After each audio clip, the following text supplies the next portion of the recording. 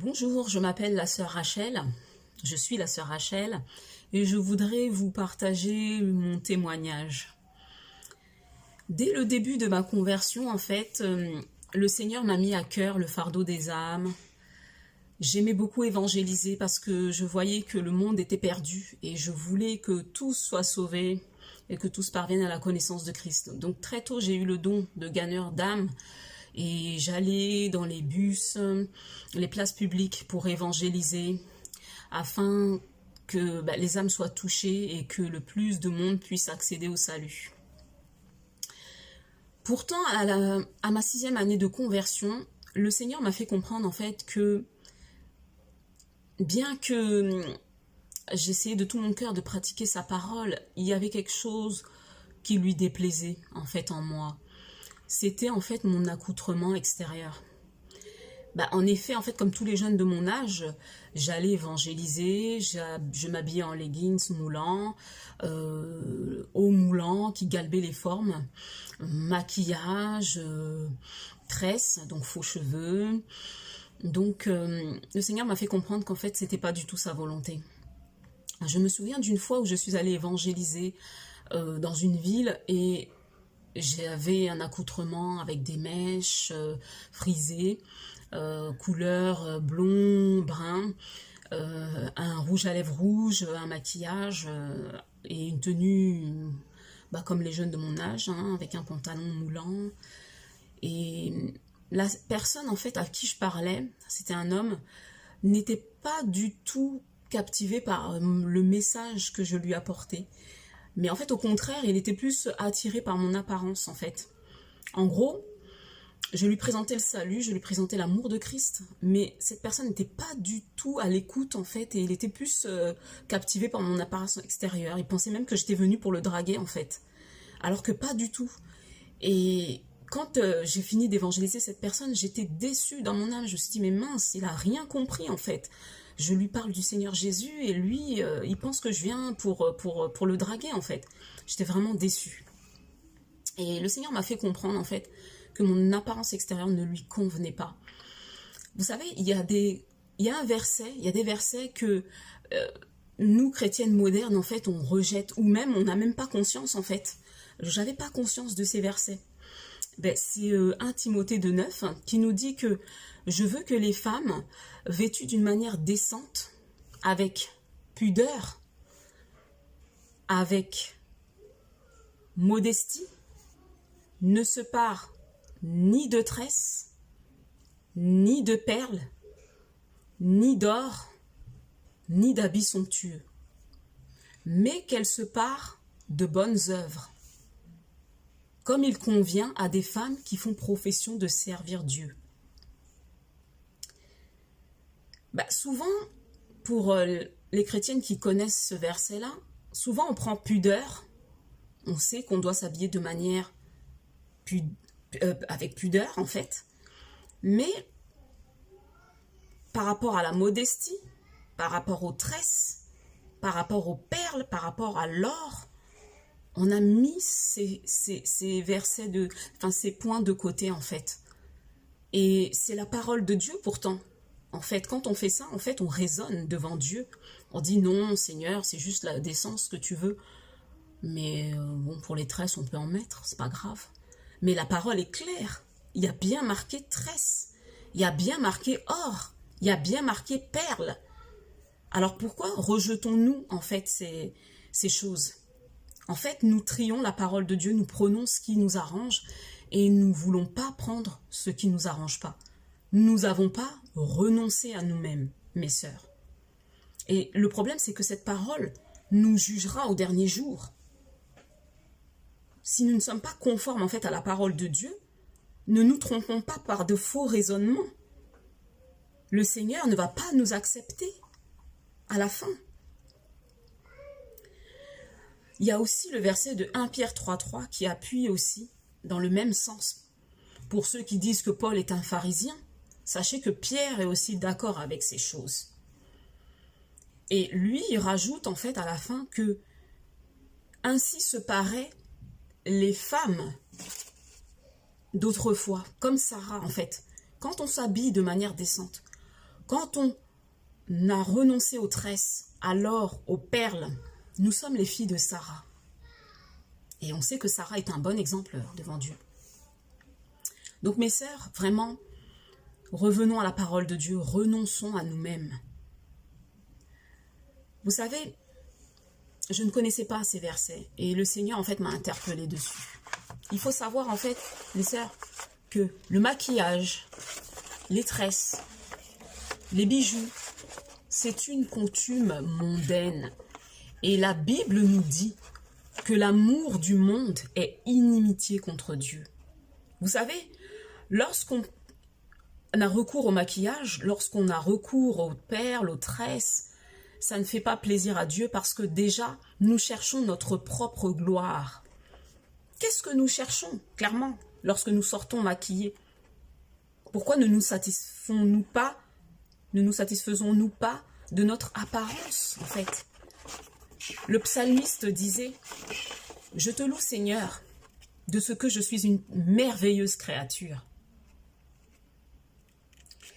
Et tes œuvres sont admirables et mon âme le reconnaît bien. » Ça fait plaisir à Dieu qu'on soit content de ce qu'on est. Si tu es noire, si tu es petite, loue Dieu parce que Dieu dit que tu es belle ainsi. Qui nous fait croire que nous ne sommes pas belles, pas beaux? C'est l'ennemi qui déteste la création de Dieu et qui a toujours voulu pervertir en fait les choses de Dieu. Mais la Bible nous dit que nous sommes parfaits, que tout ce que Dieu a créé est bon. Il n'y a rien à ajouter, il n'y a rien à retrancher. Alors crois-le ma sœur, tu es belle, naturelle. Tu n'as pas besoin de rajouter des choses sur ton corps. Vous savez, avant, j'aimais beaucoup mettre des tresses, des faux cheveux, vraiment des cheveux tressés, frisés, avec une grosse tignasse. J'aimais ça. Et lorsque j'allais au boulot, j'étais contente des compliments qu'on pouvait me faire. « Oh, tes cheveux sont beaux. Oh, t'es magnifique. » Ceci, cela. Mais je mentais à mon prochain. Quand on me disait « Est-ce que ce sont tes vrais cheveux ?» C'était pas mes vrais cheveux. C'était pas moi. Si Dieu avait voulu que j'aie des cheveux frisés, épais, il l'aurait fait. Si Dieu avait voulu que j'ai des lèvres rouges, il l'aurait fait. Si Dieu avait voulu, mes sœurs qui mettaient des lentilles de contact pour changer la couleur de vos yeux, si Dieu avait voulu que j'ai des yeux bleus ou verts, il l'aurait fait, mais il n'a pas voulu. Il a voulu que j'ai des cheveux crépus. Il a voulu que j'ai ma peau noire. Et j'en suis fière. Et aujourd'hui, je m'accepte telle que je suis. Et c'est la gloire de Dieu. Je glorifie Dieu dans mon corps. Aux chrétiens qui pensent que Dieu ne regarde qu'au cœur, Dieu ne regarde pas qu'au cœur. La Bible dit en Romains 12, 1. Je vous encourage donc, frères et sœurs, par les compassions de Dieu, à offrir votre corps comme un sacrifice vivant, saint, agréable à Dieu, ce qui sera de votre part un culte raisonnable. Vous voyez, notre corps est important devant Dieu. Et mes sœurs, lorsque nous avons un accoutrement mondain, lorsque nous mettons des tresses, lorsque nous mettons de l'or, des perles, des bijoux, lorsque nous sommes habillés de manière indécente, ce n'est pas un sacrifice agréable à Dieu, mes sœurs. C'est la parole qui nous jugera au dernier jour. Dieu ne regarde pas qu'au cœur. En Tite 2:3, on nous dit « Je veux que les femmes âgées aient l'extérieur qui convienne à la sainteté. » Donc l'extérieur compte aussi. Oui, ça compte autant que le cœur. Donc mes sœurs, je vous exhorte, mes frères aussi, je vous exhorte à prendre en compte ces versets de 1 Timothée 2:9, 1 Pierre 3:3. Il y en a plein d'autres. Vous savez, lorsqu'on se maquille, on veut corriger Dieu finalement. On dit, bon, les cils, ça va pas, Seigneur, tu aurais dû me faire des cils plus épais. Tu aurais dû me faire une bouche plus pulpeuse ou plus rouge. Mes ongles, ça va pas. J'aurais voulu qu'ils soient de couleur verte ou rouge ou jaune. J'en sais rien. Mes cheveux, Seigneur, ça va pas. Non, nous ne glorifions pas Dieu, mes sœurs. Vraiment. Ce n'est pas agréable à Dieu. Et vous savez, l'envers du décor aussi, c'est que tout cet accoutrement qui est mondain, qui est inspiré par le diable, qui est notre ennemi, et qui est l'ennemi de la création de Dieu, qui bafoue la création de Dieu, qui trouve que la création de Dieu n'est pas parfaite et qui veut corriger Dieu. Qui peut corriger Dieu? Vous savez, lorsque nous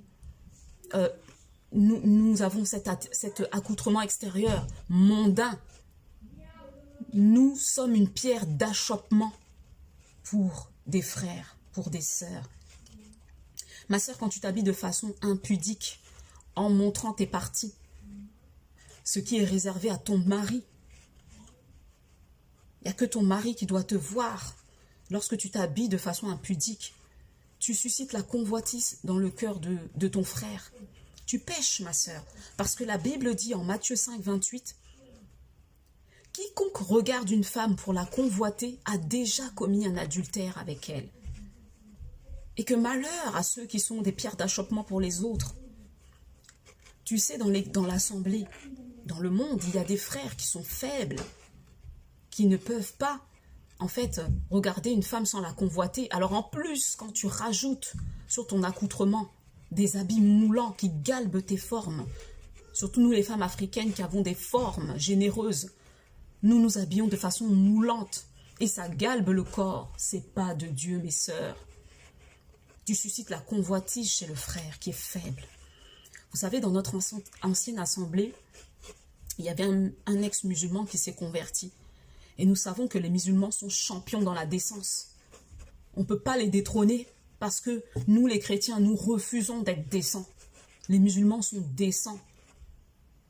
Et ce musulman, ex-musulman converti à Christ, ne supportait pas de rester dans l'assemblée à cause de l'accoutrement des sœurs. Parce qu'il voulait prier, il voulait louer Dieu, il voulait être concentré sur la face de Dieu dans l'assemblée. Mais lorsqu'il tournait à gauche, à droite son regard, il n'y avait que des femmes indécentes, vêtues avec des habits moulants, des leggings moulants qui galbent les formes, le postérieur et la poitrine des sœurs. C'est une pierre d'achoppement pour les frères faibles. La Bible dit, faisons accueil à ceux qui sont faibles dans la foi. Donc, s'habiller de manière décente, ça plaît à Dieu, ça plaît aux frères et aux sœurs. C'est l'amour fraternel. Et la Bible nous dit d'aimer notre prochain comme nous-mêmes. Et de ne pas être une pierre d'achoppement pour mon frère ou pour ma sœur. Dis-toi, ma sœur, quand tu t'habilles de façon indécente, que tu occasionnes la chute d'un frère qui spirituellement est attaqué par les images qu'il a vues de toi, parce que le Seigneur a fait l'homme et la femme pour s'attirer physiquement. C'est naturel. Mais lorsque tu rajoutes en fait comme ça de l'indécence dans ton corps, tu montres tes formes, ça ne plaît pas à Dieu, ça ne plaît pas au frère qui lui essaye de se sanctifier en ne regardant pas à la télé des films qui vont susciter sa convoitise, parce qu'on sait que les films mondains, dans les films mondains, les femmes sont habillées de façon indécente et ça suscite la convoitise. Le frère essaye à la maison de ne pas regarder des films du monde pour se sanctifier, mais à l'église quand il vient, les sœurs, on n'est pas décentes, on est maquillées à outrance, on a un rouge à lèvres rouge qui alerte même de loin. C'est pas de Dieu, mes sœurs, vraiment, repentons-nous. Repentons-nous, Jésus revient bientôt. Vous savez, je fais ce témoignage, j'insiste là-dessus parce que l'Église moderne, les chrétiens modernes savent que nous devons aimer. On sait que nous devons pardonner. On sait que nous devons visiter les malades. On sait que nous devons donner aux pauvres, prendre soin des veufs et des orphelins. Mais nous ne savons pas que nous devons nous vêtir de manière décente. Ni de perles, ni de tresses, ni d'or. Bonjour les sœurs, je vous montre une photo de mon apparence extérieure avant que je ne sois convertie. et aussi une photo de mon apparence extérieure lorsque je suis une nouvelle créature en Jésus-Christ.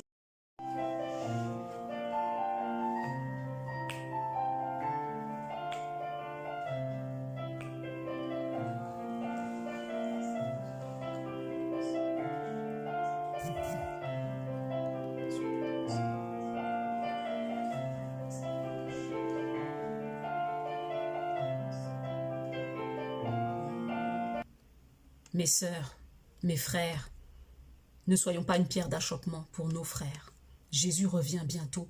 Lavons nos robes, car il vient chercher une église irréprochable. Donc je vous exhorte, mes sœurs, mes frères, à offrir vos corps comme un sacrifice saint, vivant et agréable à Dieu, ce qui sera de notre part, un culte raisonnable. Soyez bénis. Au nom de Jésus.